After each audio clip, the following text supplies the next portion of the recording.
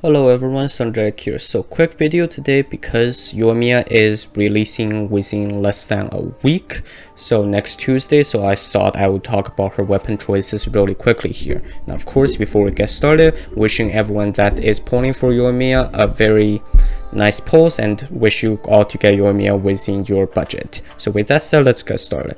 So for weapons, I'll specify into 5 stars and 4 stars. Now generally the rule is if you have a 5 star, unless it's specifically the ones that you're not supposed to use, then you should always use a 5 star first because of the higher base attack, and on top 5 star passive generally tends to be better than 4 star passives. So with that said, let's get started.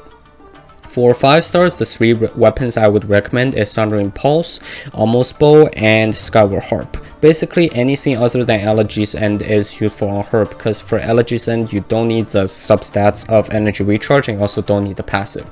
So other than that bow, any 5 star bow is useful on her.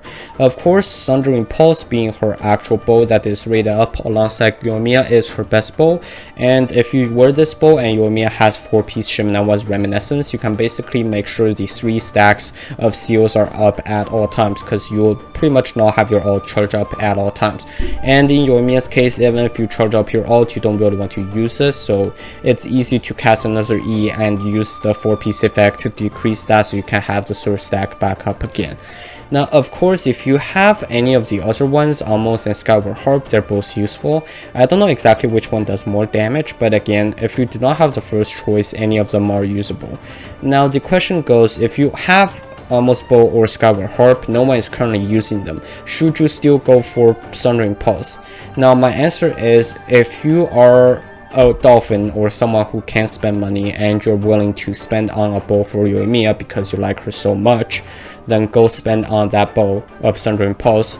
Otherwise, I would say it is not necessary to do that because they're all 5 star bows. I know that Sundering Pulse works with Yoimiya better, but it does not necessarily mean that Skyward Harp and Almost is useless on her. They will still do a damage. The damage will probably be definitely lower than Sundering Pulse, but overall I believe that because it is a 5 star bow, the damage will still be very doable and better than most 4 stars. So moving on to the 4 stars. 4 stars, the best weapon is Rust. Now of course this changes depending on how you play Yoimiya. If you're playing her purely as a sub DPS, which means you only use her for her 10-second duration of her E and also her Q, then Rust is the best weapon because you won't ever do charge shot.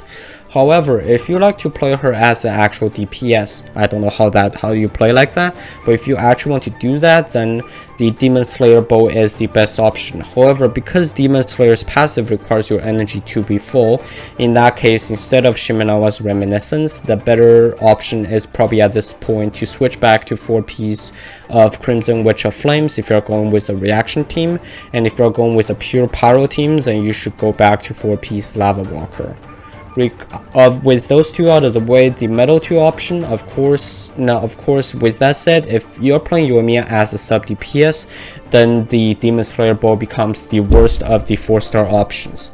Now the metal 2 option of course is the Black Clef Warbow, the main disadvantage being that it's very hard to stack up the passives, especially that if you are facing the Abyss where a floor only has 2 enemies, then it is impossible to stack up the full passive, which means it doesn't make sense to use it here. However, the crit damage passive is very nice because it is the only 4 star bow with crit damage passive.